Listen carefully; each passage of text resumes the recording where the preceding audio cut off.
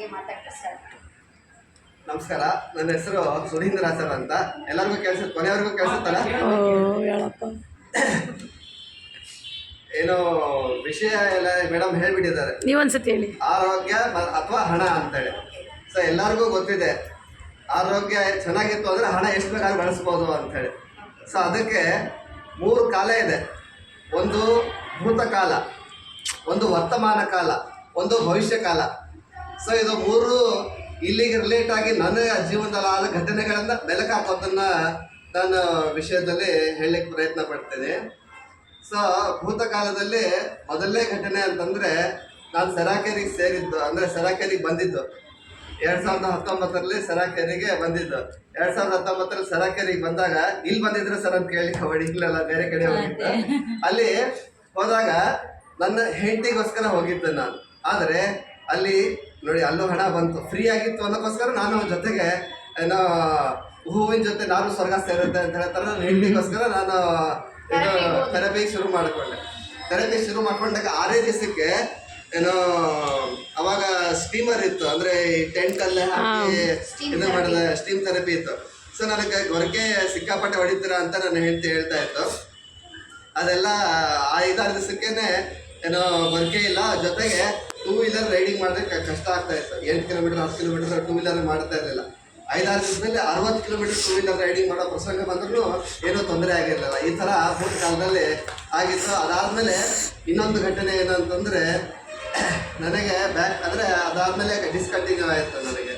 So discontinue ಆದಮೇಲೆ ಏನೋ ಮತ್ತೆ ಇನ್ನೊಂದು ಏರಿಯಾದಲ್ಲಿ ಹಣ, ಅಂದರೆ ನಾನು ದೇವರ ಚಿಕ್ಕರಳ್ಳಿ ಏರಿಯಾಕ್ಕೆ ಶಿಫ್ಟ್ ಆಗಿದ್ದೆ. ಶಿಫ್ಟ್ ಆದಾಗ ಸರಾಕೆರಿಗೆ ಹೋಗಬೇಕು ಅಂತೇಳಿ ಯೂಟ್ಯೂಬಲ್ಲಿ ನೋಡ್ಕೊಂಡು ಹನುಮಂತನಗರದಲ್ಲಿ ನನಗೆ ಸಿಕ್ಕಿತ್ತು. ಹನುಮಂತನಗರಕ್ಕೆ ಹೋದೆ. ಅವಾಗೆಲ್ಲ ತೊಗೋಬೇಕು ಮಾಡಬೇಕು ಅನ್ನೋದೆಲ್ಲ ಇದು ಮಾಡ್ಕೊಂಡು ಎಷ್ಟೆಲ್ಲ ಪ್ರಯತ್ನ ಪಟ್ಟೆ.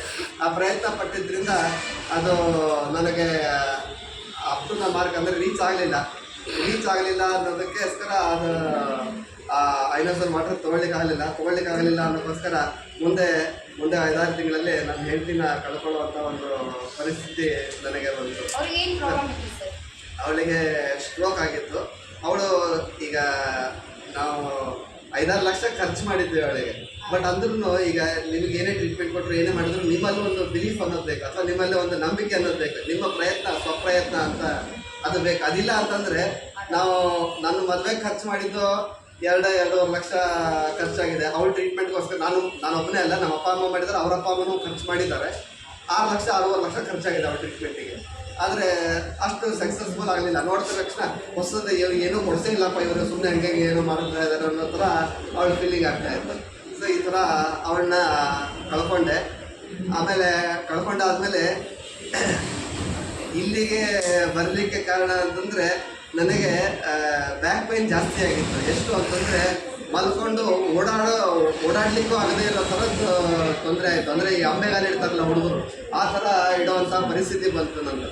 ಸೊ ಆ ಥರ ಪರಿಸ್ಥಿತಿ ಬಂದಾಗ ಇಲ್ಲಿಂದ ಪರಿಚಯ ಆಗಿರಲಿಲ್ಲ. ಅಲ್ಲಿ ಹನುಮಂತನಗರಕ್ಕೆ ಹೋದಾಗ ವಾಪಸ್ಸು ನಾನು ಬಸ್ಸಿಗೆ ಬರಬೇಕಾದ್ರೆ ಅವರು ದಾಸರಳ್ಳಿಯಲ್ಲಿ ಇದೆ ನೋಡಿ ಸರ್ ಅಂತ ಹೇಳಿದ್ರು. ಸೊ ದಾಸರಳ್ಳಿ ಇದೆ, 1-1.5 ಗಂಟೆ ಅಲ್ಲಿ ಹೋಗೋಕ್ಕಿಂತ 3/4 ಗಂಟೆಲಿ ಇಲ್ಲೇ ಬರ್ಬೋದಲ್ಲ ಅಂತೇಳಿ ದಾಸರಳ್ಳಿದು ಫೋನ್ ನಂಬರ್ ಅವರೇ ಕೊಟ್ಟರು. ಸೊ ಅವಾಗ ಫೋನ್ ನಂಬರ್ ಎಲ್ಲ ತೊಗೊಂಡು ಅದಾದಮೇಲೆ ನಾನು ಇಲ್ಲಿ ಮಾಡಲಿಕ್ಕೆ ನನಗೆ ಸಹ ಆಯಿತು. ಮನೆ ವಿದ್ಯಾರಣ್ಯಪುರ. ಸೊ ವಿದ್ಯಾರಣ್ಯಪುರದಿಂದ ಇಲ್ಲಿಗೆ ಬರಲಿಕ್ಕೆ 3/4 ಗಂಟೆ, ಅರ್ಧದಿಂದ 3/4 ಗಂಟೆ ಬೇಕಾಗುತ್ತೆ. 3/4 ಗಂಟೆಲಿ ಇಲ್ಲಿ ಬರ್ಬೋದು, ಜಾಸ್ತಿ ಥೆರಪಿ, ಜಾಸ್ತಿ ಟೈಮ್ ಕೊಡ್ಬೋದು ಅನ್ನೋದು ಇದು ಭೂತಕಾಲದಲ್ಲಿ ಆಯಿತು. ಇನ್ನು ವರ್ತಮಾನ ಕಾಲದಲ್ಲಿ ಏನಂತಂದರೆ, ಈಗ ಇದು ಹೇಳಬೇಕೋ ಬೇಡ ಗೊತ್ತಿಲ್ಲ, ಆದರೂ ಹೇಳ್ತಾ ಇದ್ದೀನಿ. ಏನಂತಂದರೆ ಅಲ್ಲಿ ಹನುಮಂತನಗರದಲ್ಲಿ, ಅಂದರೆ ಮೊನ್ನೆ ನಾನು ಒಂದು ದೇವಸ್ಥಾನಕ್ಕೆ ಹೋಗಿದ್ದೆ. ದೇವಸ್ಥಾನದಲ್ಲಿ ಒಬ್ಬರು ಆಚಾರ್ಯ, ಅಂದರೆ ನಮ್ಮ ಗುರುಗಳ ಥರ ಅವರು ಹೋದಾಗ ಅದರಲ್ಲಿ ಏನೋ ಚೆನ್ನಾಗಿರೋದಿಲ್ಲ, ಇದಿರೋದಿಲ್ಲ ಅಂತಾರೆ. ನಾನಂದೆ, ಸ್ವಾಮಿ ಅದರಲ್ಲಿ ಏನಿದೆ ಅನ್ನೋದು ನನಗೆ ಗೊತ್ತು. ನನ್ನ ಹೆಂಡತಿಗೆ ಏನೋ ಬಳೆಯಲ್ಲೆಲ್ಲ ತುಂಬ ಹಾಕ್ತಾಯಿತ್ತು. ಬಳೆಯೆಲ್ಲ ಹಾಕ್ತಾ ಇರಬೇಕಾದ್ರೆ ಅದನ್ನು ತರಿಸಿ ಥೆರಪಿ ಮಸಾಜಲ್ಲಿ ಮಾಡ್ತಾ ಇರಬೇಕಾದ್ರೆ ಅವಳಿಗೆ ಮೂಮೆಂಟ್ಸ್ ಆಗ್ತಾಯಿತ್ತು. ಅದೆಲ್ಲ ನಾನು ಅನುಭವಿಸಿದ್ದೇನೆ ಸ್ವಾಮಿ, ಅದನ್ನು ಕೊಡಿಸಿದ್ದೆ ಅಂತಂದರೆ ಬಹುಶಃ ಬದುಕಿಸ್ಕೊಳ್ತಾ ಇದ್ದೆ ಅಂತ ಹೇಳ್ತಾಯಿದ್ರು. ವರ್ತಮಾನದಲ್ಲಿ ಅದಕ್ಕೆ ನನಗೆ ಬರಲಿಕ್ಕೆ ಈಗ ಟೈಮ್ ಸೆಟ್ ಆಗ್ತಾಯಿಲ್ಲ, ಅದಾಗ್ತಾಯಿಲ್ಲ, ಈ ಥರನೂ ಎಲ್ಲ ಆಗ್ತಾಯಿದೆ. ಇದು ವರ್ತಮಾನದಲ್ಲಿ. ಆದರೂ ನಾನು ಕಷ್ಟಪಟ್ಟು ಯಾವತ್ತೂ ಊರಲ್ಲಿಲ್ಲ ಅಂದರೆ ಏನು ಮಾಡಲಿಕ್ಕಾಗಲ್ಲ. ಅದಕ್ಕೆ ಮೇಡಮ್ಗಳೆಲ್ಲ ಬೇರೆ ಬೇರೆ ಊರುಗಳಲ್ಲಿ ಹೋದಾಗ ಎಲ್ಲರ ಕಡೆ ಸೆಂಟರ್ಗಳಾಯ್ತದೆ, ಅಲ್ಲೂ ಹೋಗ್ಬಿಡ್ಲಿಕ್ಕಾಗುತ್ತೆ. ಆ ಥರ ಆಗಲಿ ಅಂತ ಎಲ್ಲರೂ ನಾವು ಕೇಳ್ಕೊಳ್ಳೋಣ. ಆಮೇಲೆ ಅಂದರೆ 99% ಏನಿದ್ರು ರೊಟೀನಲ್ಲಿ ನಾವು ಇಲ್ಲಿ ಬಂದ್ಕೊಂಡೆ ಆಮೇಲೆ ಬೇರೆದಕ್ಕೆ ಪ್ಲ್ಯಾನ್ ಮಾಡೋಣ ಅನ್ನೋದು ನಾನು ಮಾಡ್ಕೊಳ್ತಾ ಇದ್ದೀನಿ. ಇನ್ನು ಭವಿಷ್ಯದಲ್ಲಿ ಇದು ಏನೋ ನನ್ನ ಒಂದು ಆರ್ಗನೈಸೇಷನ್ ಶುರು ಮಾಡಿ ಸುಮಾರು ಒಂದು 1000 ಜನರಿಗೆ ಈ ಎಲ್ಲ ಥೆರಪಿ ಏನೇನಿದೆ ಅದನ್ನು ವಾಟರ್ ಡಿವೈಸ್ಗಳನ್ನು ಕೊಡಬೇಕು ಅನ್ನೋದು ಯೋಜನೆ ಇದೆ. ಯಾಕಂದರೆ ಅದನ್ನು ಹಾಗೆ ಕೊಡಲ್ಲ, ಹಾಗೆ ಕೊಟ್ಟರೆ ಏನೋ ಜಹ ಧನ್ ಆಗ್ತಾವೆ ವಹ ಮಲ್ ಆಗ್ತವೆ ಅಂತ ಅವರಿಂದ ದುಡ್ಡು ನಾವು ತೊಗೊಂಡಿರ್ತೀವಿ. ಆದರೆ ಅದನ್ನು ಅವರಿಗೆ ಹೇಳೋದೇನು ಫ್ರೀ ಹೇಳ್ತೀವಿ, ಬಟ್ ಫ್ರೀ ಹೇಳ್ಬೇಕಾದ್ರೂ 10 ದಿವಸ ಇಲ್ಲಿ ಬರ್ಬೇಕು. 10 ದಿವಸ ಬಂದ ಮೇಲೆ ಇದ್ರದ್ದು ಏನು ತಿಳ್ಕೊಬೇಕು. ಯಾಕಂತಂದರೆ ಈಗ ನಾನು ಹೇಳಿದ್ನಲ್ಲ, ಏನು ದುಡ್ಡು ಜಹ ಧನ್ಲಾಗ್ತಾವೆ ವಹ ಮನ್ಲಾಗ್ತಾವೆ ಅಂತೇಳಿ ದುಡ್ಡು ಕೊಟ್ವಿ ಮಾತ್ರ ಅದು ಮನಸ್ಸಿನಲ್ಲಿ ಇಳಿತದೆ, ಇಲ್ಲ ಅಂತಂದರೆ ಅದು ಮನಸ್ಸಲ್ಲಿ ಇಳಿಯೋದಿಲ್ಲ.